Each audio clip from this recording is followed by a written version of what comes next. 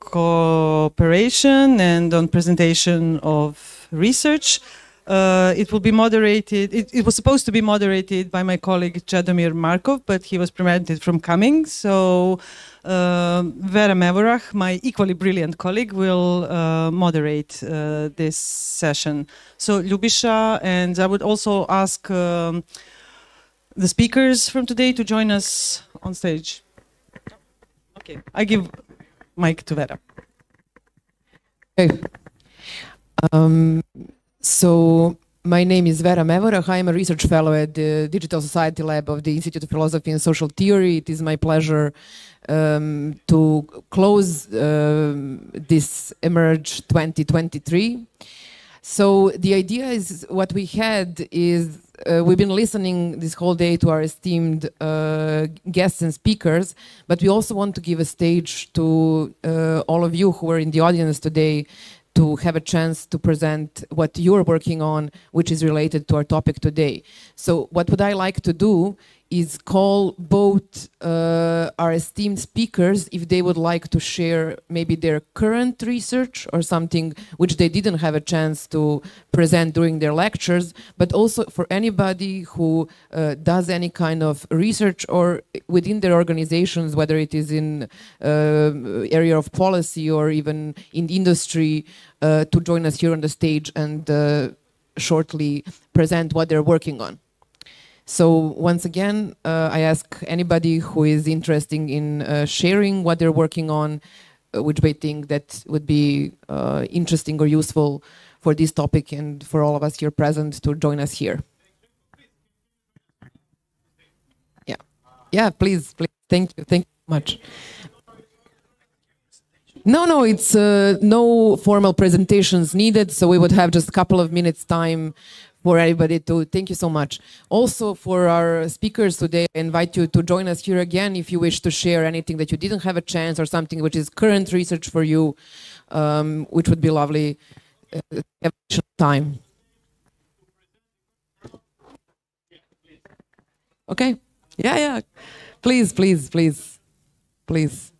So, thank you, Ljubisha. Don't worry, we're fine.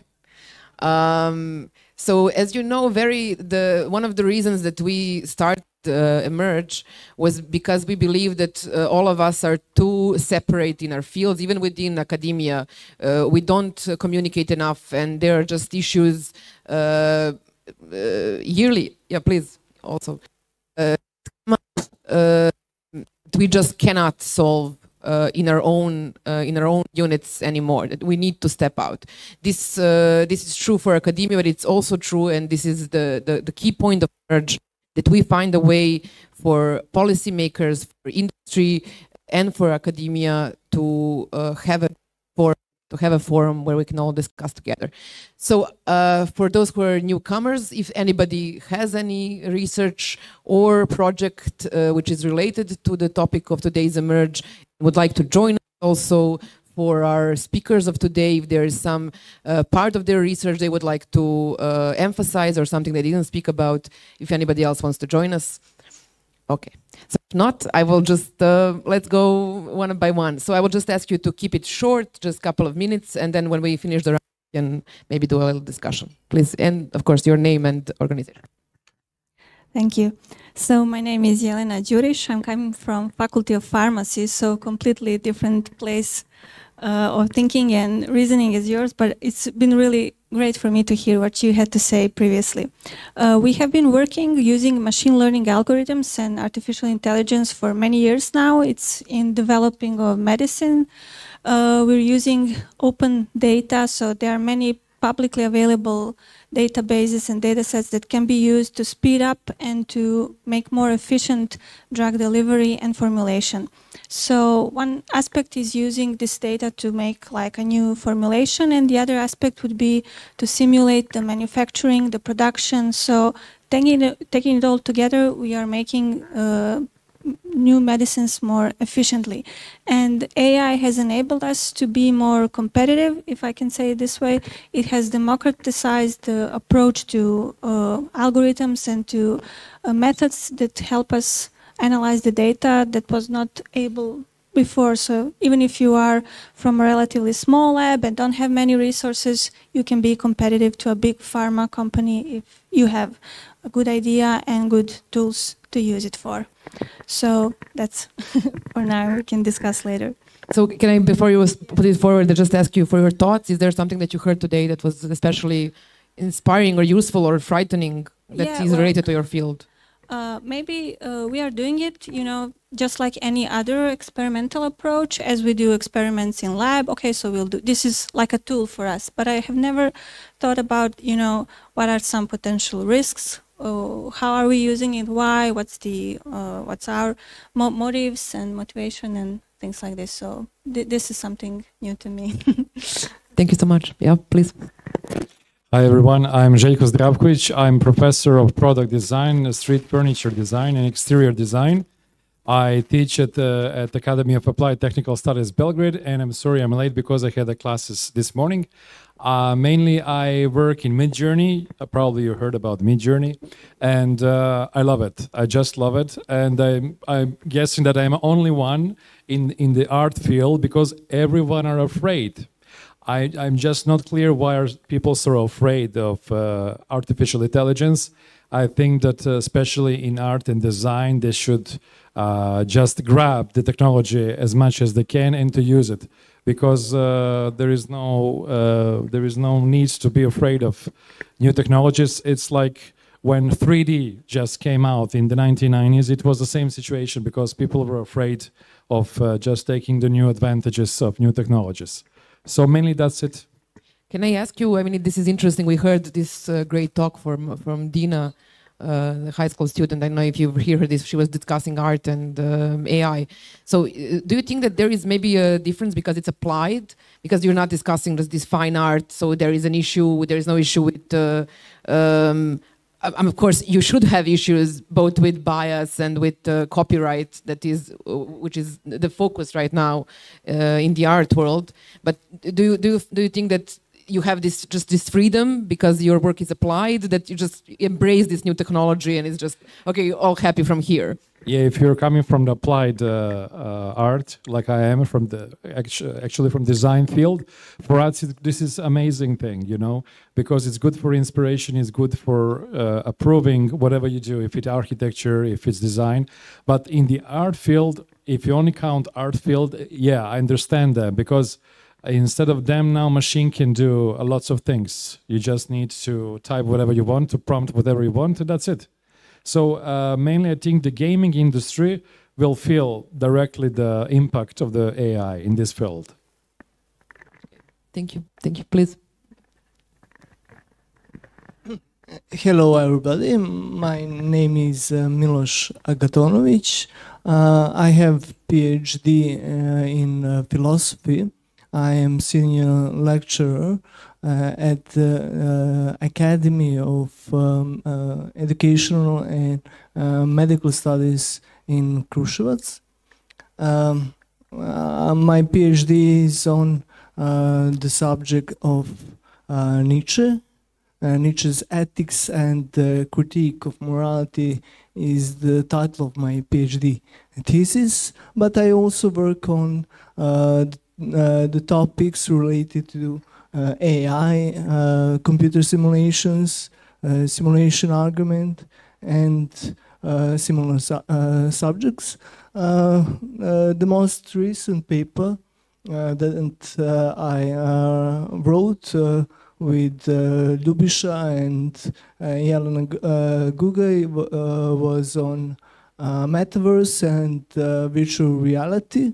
And I also recently finished my paper on robots and self-locating beliefs and thoughts. It's about the problem of indexicals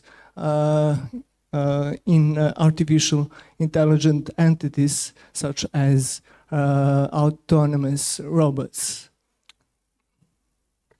Thank you, Miller, so much. I know that Ljubiša already called on you earlier to answer a question about the topic of emotions and AI, but actually I was personally maybe quite stricken and glad that we put the focus on ethics this year so much. So maybe I would call on you to, do you feel that in your own research or how this angle is important, or do you find that after listening to today's talks that some of your views are changed? Of course it is important, but I think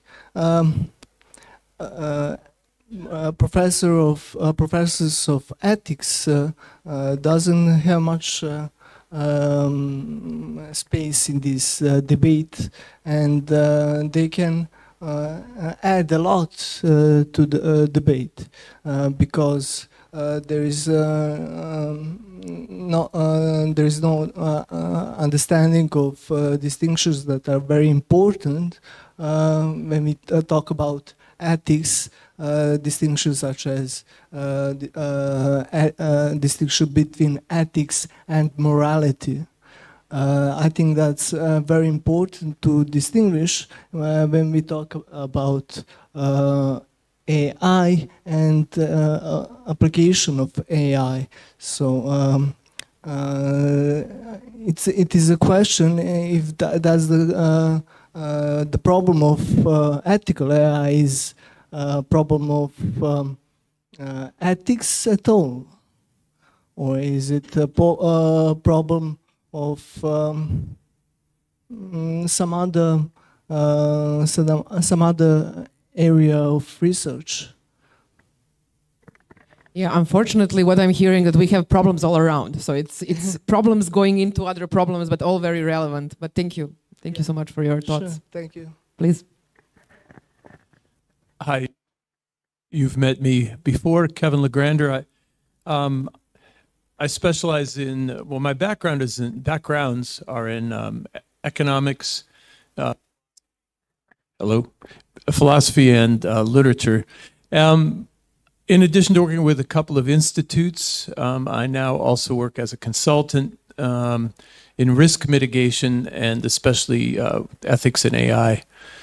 The thing that I brought up earlier with Ricardo during his talk was the fact that I've been finding a lot of resistance to using people like me in the corporate world. You know, as we discussed earlier, corporations like Google like to say that they have an ethics team, but they fire most of them or don't pay any attention to them.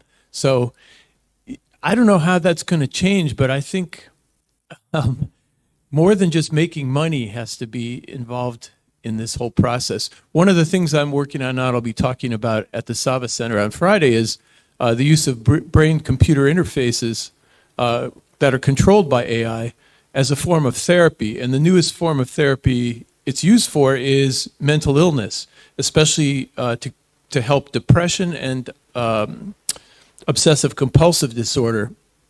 And it works pretty well. They basically implant the deep brain stimulator into the person's brain, and then they run a lead down to the chest, put in an AI controller, and it detects when somebody's about to have a severe depressive episode, does a deep brain stimulation with electrode, and it stops the depression. The problem? It also makes them lose their sense of self. They start feeling like the AI is taking the place of some of their brain functions, and they wonder, some of them wonder how much of what they do is a result of the AI, how much of it's a result of their own volition. So. Can I, maybe a tougher question. So our topic is today aligning the artificial intelligence, and we know that this is actually has much to do with ethics, and it has actually much to do with technical difficulties or even possibilities of achieving this.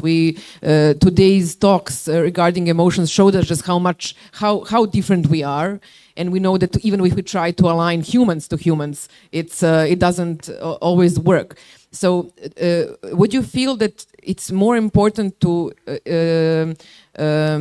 just go deeper into this possibility? How can we even make these artificial agents aligned with us in any way, versus what we are viewing as this big impact for humanity, big impact on the planet, what you're discussing about companies. So we see now what's happening with OpenAI, Sam Altman going to Microsoft. I'm sorry, nobody mentioned this today, somebody had to. But in a sense that, and what we are hearing, I was listening to some podcasts this morning and they said like, but what are you expecting? You have a non-profit board governing a profit company.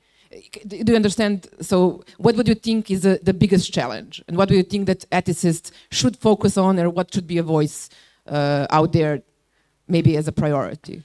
Well, I think the big problem is, to repeat Ricardo's point, is that corporations focus on the short term, the profits for their shareholders. And that's always been a problem with capitalism, and I think that's something that needs to be changed. You know, I don't know how, but it needs to change. And also, there has to be a balance. I think AI has great possibilities for the human species if it's used judiciously. But the problem is with that word judicious.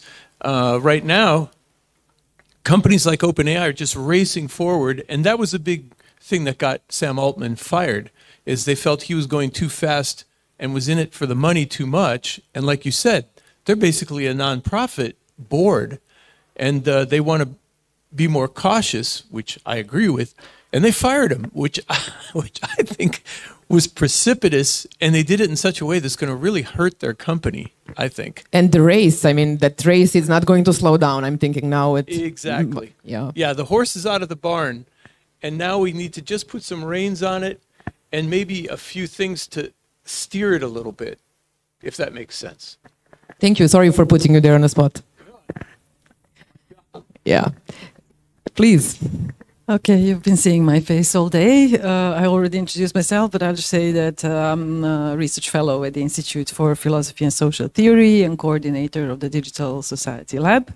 And my background is in theory of arts and media. I did a PhD on the topic of body and identity in digital space. And my research interests currently are many, to say the least. So, well, I work on, as Milos mentioned, on metaverse and immersive spaces in general. I'm interested in the cognitive aspects of the influence of these spaces on humans. And I'm particularly interested in applying 4E cognition theories. For those of you not familiar, it's extended, embedded, embodied, and enactive cognition. In which basically state that our mind is not confined within our head, but and consciousness and cognition, it appears in our constant interaction with the environment. So if we are in virtual environment, what does it do to our cognitive abilities, to our consciousness, and so on? So this is one research that I'm working on. And the other one, more connected to my background, is new media arts in general, but also lately focusing on AI art. Together with Vera and with Jelena Novakovic, we've been doing quite a research on different aspects of AI art and AI in art, which are two different things. AI art is what is produced by the algorithm, which is not, I will say, product of the machine, but it's still a product of human labor because the machine is trained on, the algorithm is trained on human history of art, and also whatever the output, it's still the human who makes the choice of what will be used or presented, or so. So it's not as it is hyped so much, and there are also many issues regarding copyright, originality, and so on, which are and there are efforts of this to be kind of not stopped but regulated. So yeah, this is something that we are working on, and I'm very glad. This is actually the first time in the past 2 years we had panel discussions on arts and creativity and AI, but this is the first time that we only had Dina, which was really lovely to hear a perspective of a young mind. And I'm glad also that I'm sorry that we have a designer here who also kind of created the topic, and I think it's very important because with not only ChatGPT but Midjourney, DALL-E, Stable Diffusion, all these softwares, it was actually arts and the cultural sector that were hit first, and they were hit really hard. Like there was these fears of losing their jobs, of obsoleteness of the profession, but what we are in our research arguing is that AI will not replace artists, and it also depends yet. It also depends how it is used, because if you just look at the history of media theory, of media arts, you will see that with each new technology, for example, when with the computer art in the late 80s, early 90s, also with the internet art, it's every time we have these fears of art disappearing, but it's not going to disappear. AI is making things much more complex, much more difficult to regulate and define, but in the end, the core of art is in the very concept, in how it's used. I will just give an example that there are so many artworks that just that are impressive, immersive, that leave you in awe, but in the end they just demonstrate what the technology can do. And on the other side, you have like artists that use the very technology as the medium to give a critical view on the technology, on the social issues which the very technology brought, and so on. So this is something that it's worth, and this is something that AI in itself can never produce. And now I will stop. Can I? No, sorry, Jelena. I have to ask you a question. How much do you think this is related to what we were discussing about education? What Christoph Royer spoke about, the critical thinking? Because what I'm hearing from what you're saying is that, so now we can choose whether we are thinking about art as something that needs to be critical, needs to go deep, needs to go to the point, especially since 20th century brought concept art as a dominant form. And on the other way, we have just this playfulness, just use the tool. That I'm looking at you. Sorry for looking at you. You're not at fault. But I'm also very pro democratization of everything, but so also art. So this is also an issue maybe that cuts through this. But do you feel that this is a danger, that we are just seeing with AI or with the furtherance of technology, that we're just seeing art as this playfulness, this creativity, and no longer as something that has some duty to the world or to the society? I think completely the contrary, that the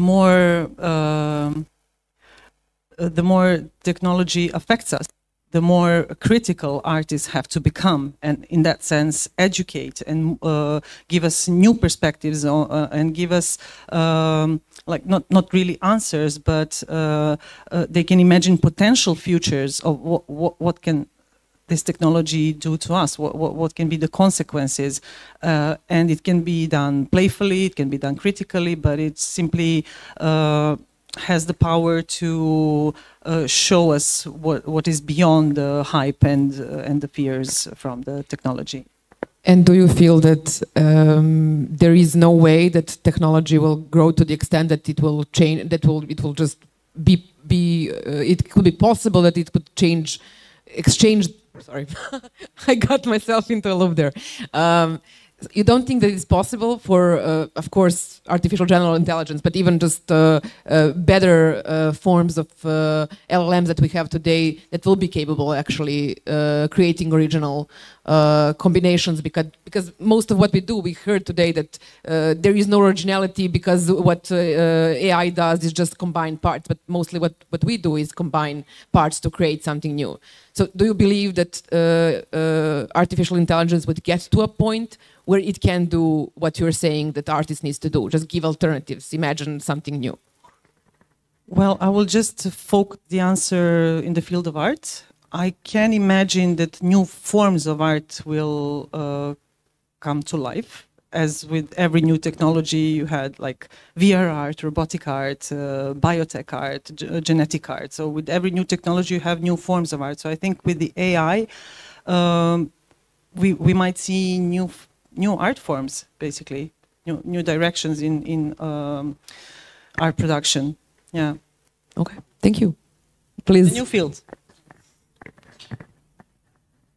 Hello.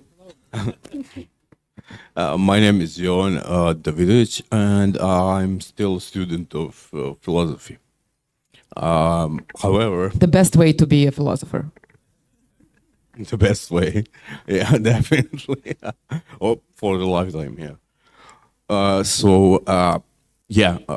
Returning to the topic of ethics. Well, I was. When ChatGPT came out, I was trying to somehow get over that answer that says that I can't basically do anything because I'm a trained model, blah blah blah, and trying to circumcise that. I mean, somehow prevent it. However, I got an email or just the news from the day one I was invested in Bard. I didn't hear a lot of talk about it. So returning to ethics, I was trying to. I'm still working on it. Well, since none of the, aside the moral relativism, none of the methods, so to speak, systems often, so the ontology, utilitarianism, and the value ethics.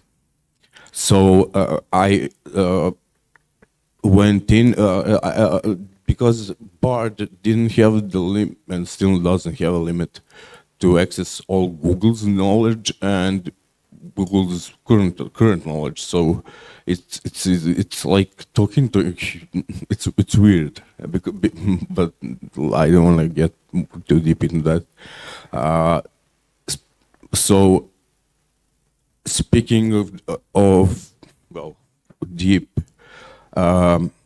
deep learning and neural networks, I believe that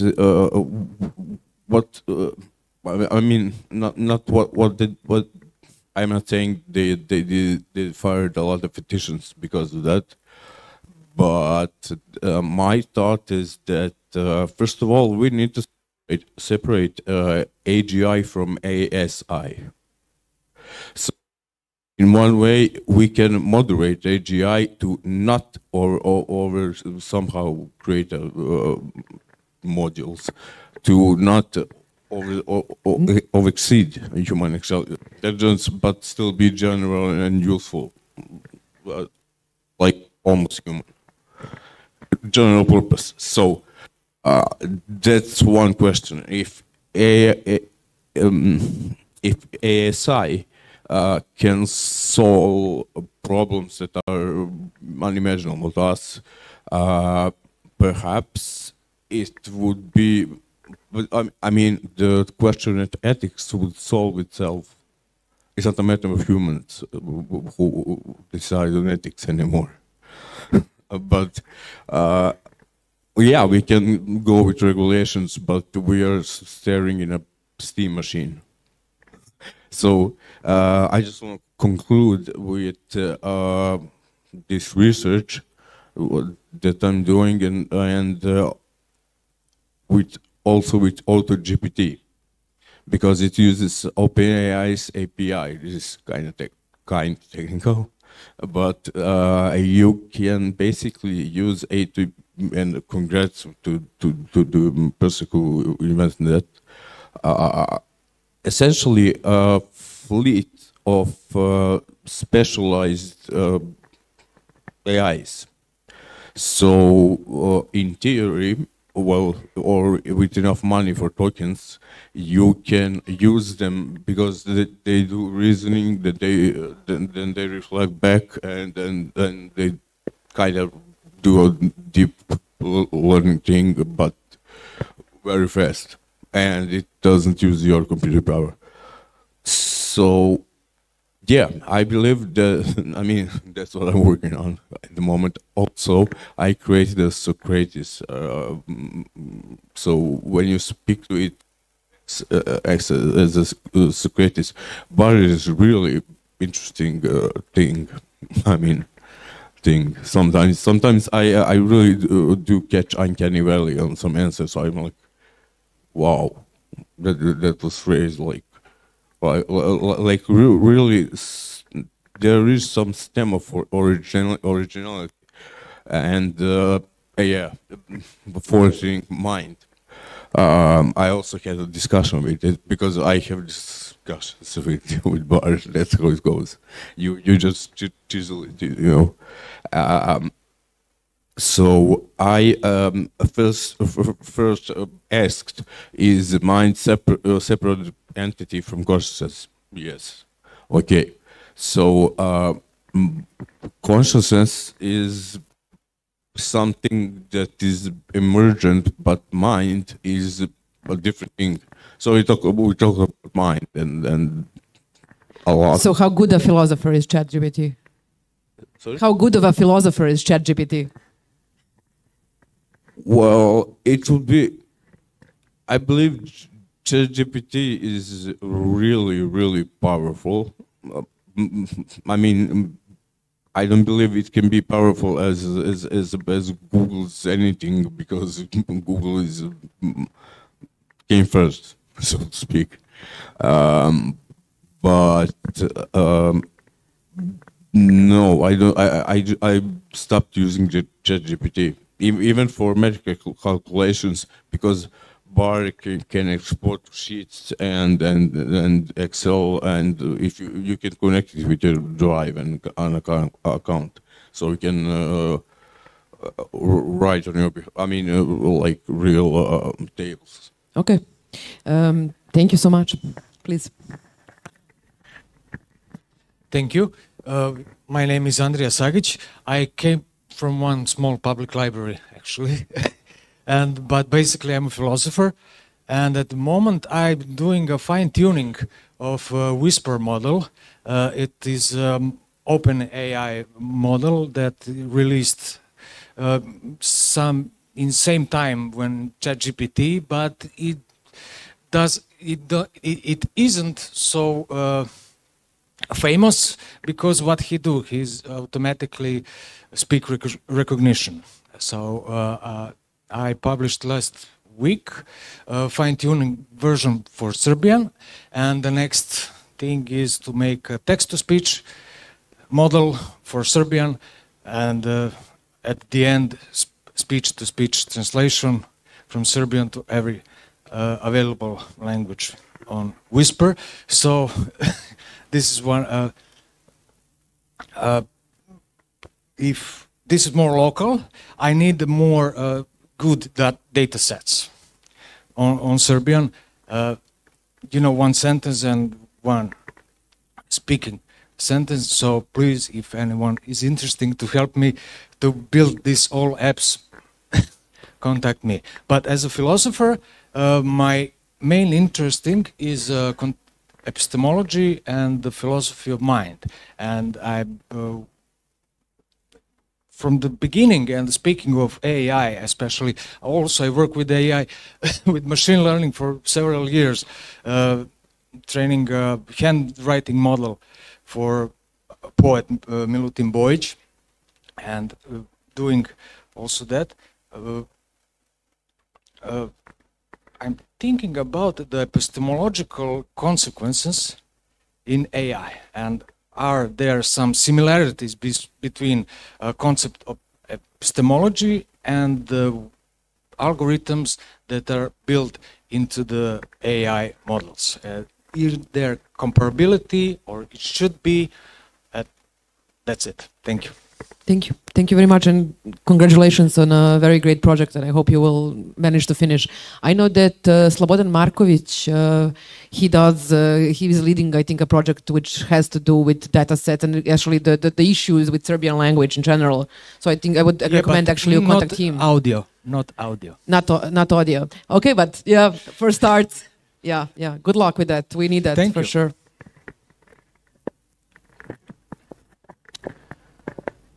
I think that this morning several times speakers mentioned the hallucination.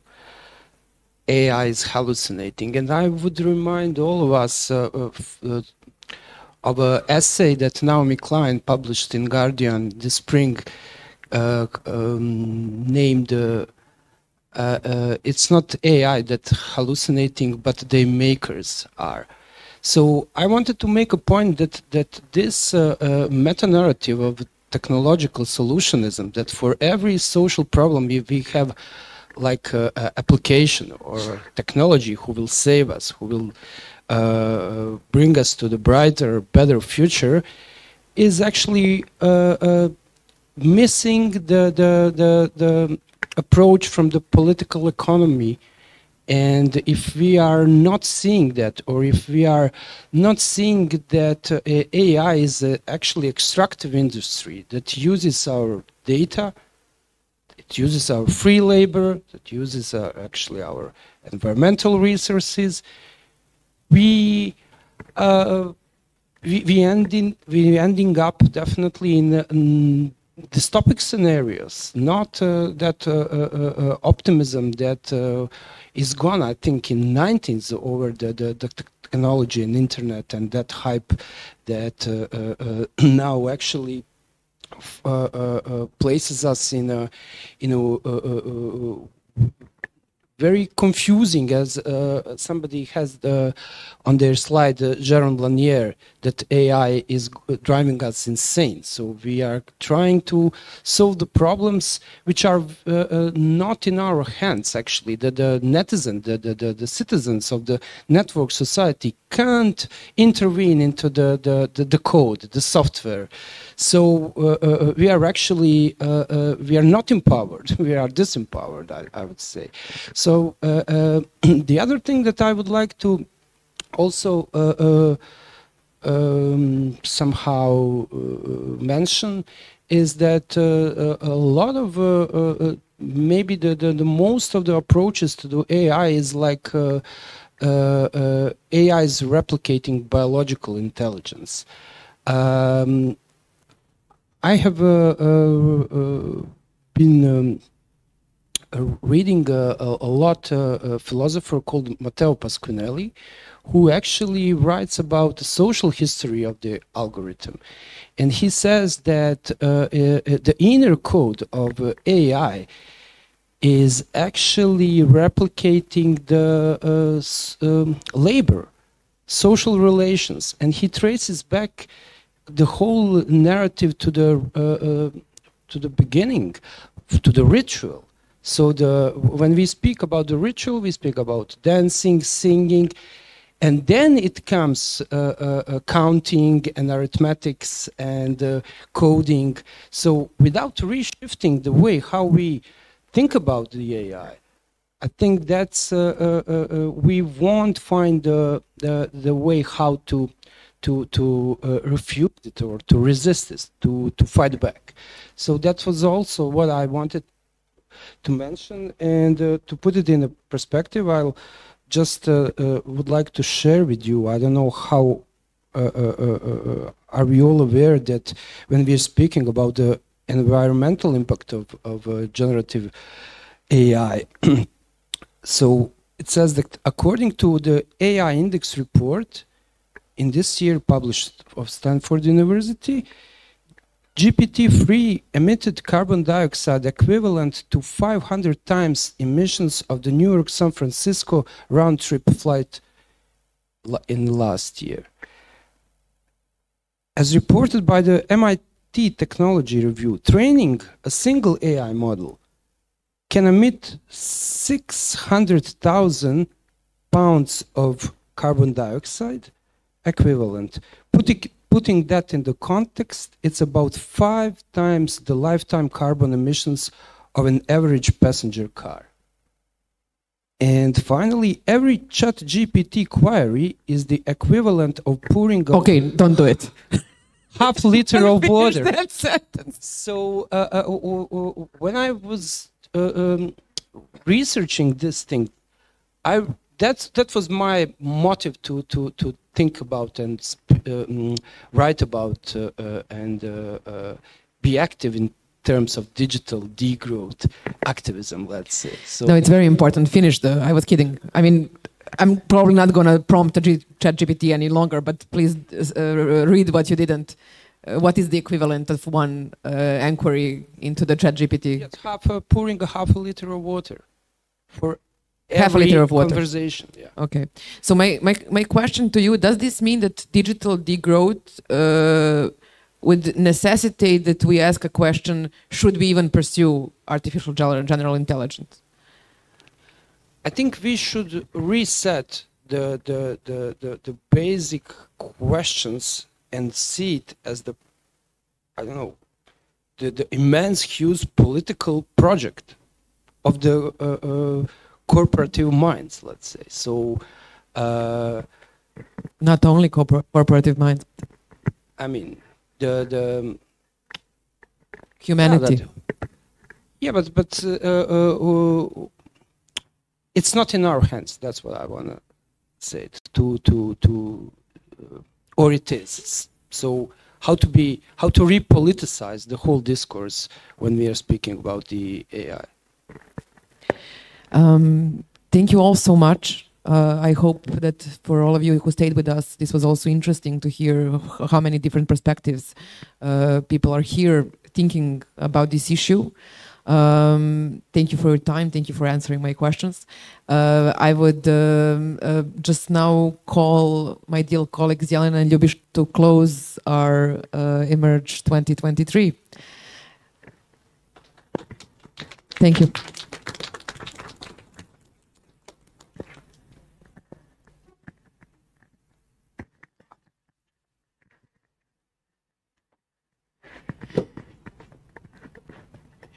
Yes.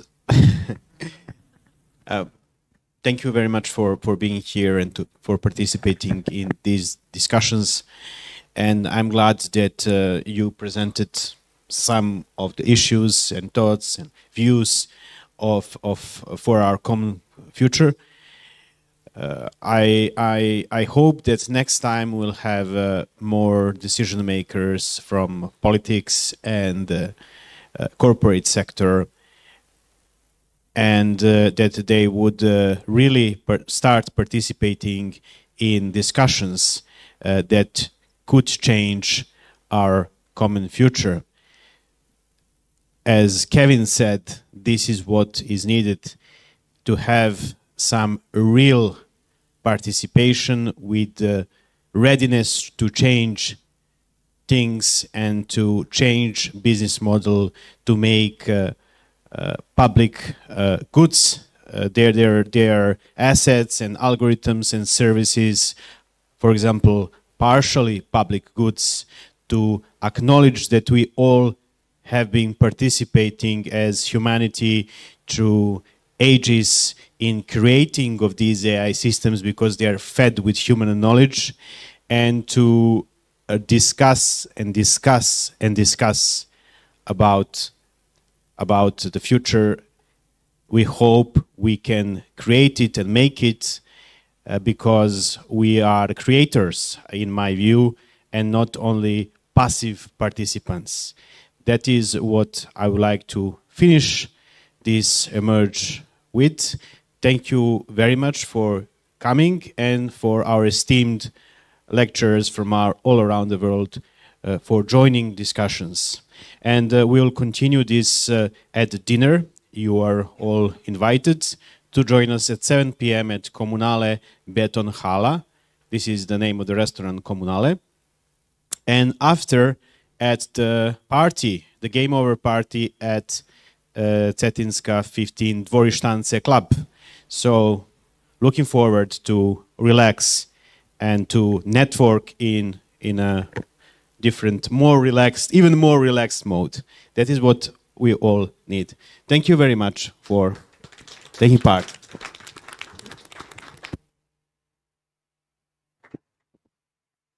Thank you all for coming, and I also like to thank our online audience who stuck with us. And Ljubisha said it all, so I'm just going to say see you next year.